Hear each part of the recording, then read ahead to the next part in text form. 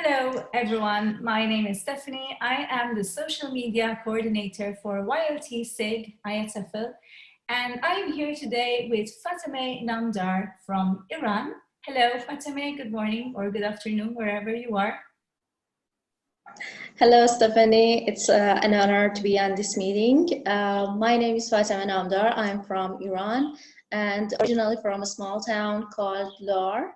This is my hometown, and I've been teaching English for almost 9 years. My work is mostly with teenagers and sometimes young learners or adults, but mostly with teenagers.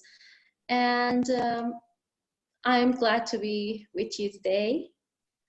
Great. What I have learned during Yes, I imagine that you have had to move to remote teaching in this situation. So as YLTSIG members and followers are interested in learning what people have learned from this experience, how we're coping, anything that you'd like to share in terms of tips and advice from your end?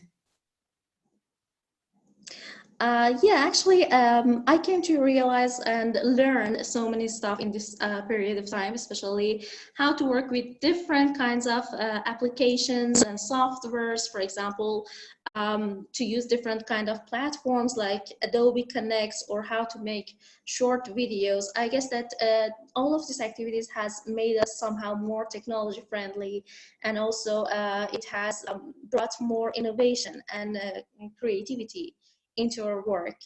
One interesting fact that I have realized that since our audience is Generation Z and they are mostly young learners, some of the students that were really naughty in the classroom and they didn't have the tolerance for being seated on their chairs or being in the classroom environment, they got more focused on their lessons when they were to use some applications or softwares. They really had this attention toward these applications. Mm-hmm. But the most interesting things for me was how to use, for example, pair works or group works while teaching online. Mm-hmm. It was a new experience. I never knew that I can actually use this format of group work or pair work in online sessions that I recently came to use. Because some people might want to try that out. I have tried it out myself in some ways, but how did you go about it? Well, actually, for some of my young learners that they are not that technology friendly, I asked them to have groups in, for example, application like WhatsApp or Telegram, and I sent them an activity while having a short period of time. They have to, for example, do the activity and return it to me. Or if I want to do it online and face-to-face, the application, the software, I guess, Adobe Connect, provide some break rooms for you that you can divide the students in different break rooms and they can do the activity there and you can monitor them. That was interesting. I never heard of it till this month. So it's a learning curve for you as a teacher. The teacher is learning as well. Exactly. You said something about the children being more focused. How did you have manifestation of that? Well, actually, I have two students. They are very naughty in the classroom, and I never get them quiet in the class to listen to me and pay attention. And when I was teaching online, they were really focused, answering, doing all the activities.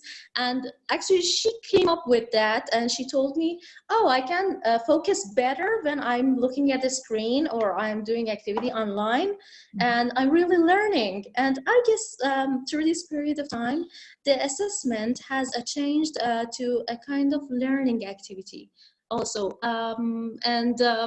Students are not worried about tests or results. They're just learning because I am conveying the sense to them that you should be more focused on your learning rather than your scores, because we all have some other concerns right now.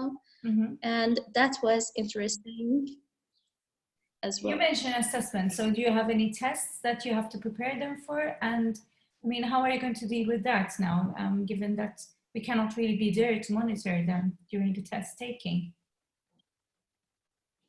Yeah, I guess that depends on the kind of atmosphere and the culture that you create for your students. Mm-hmm.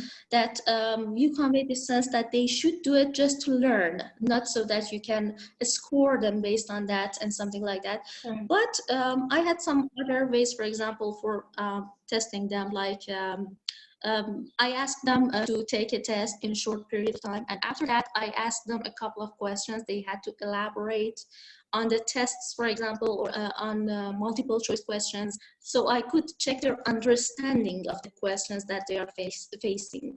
Mm-hmm. Okay, that was really interesting, Fatemeh. Thank you very much for taking part in our initiative, and well, we'll keep in touch.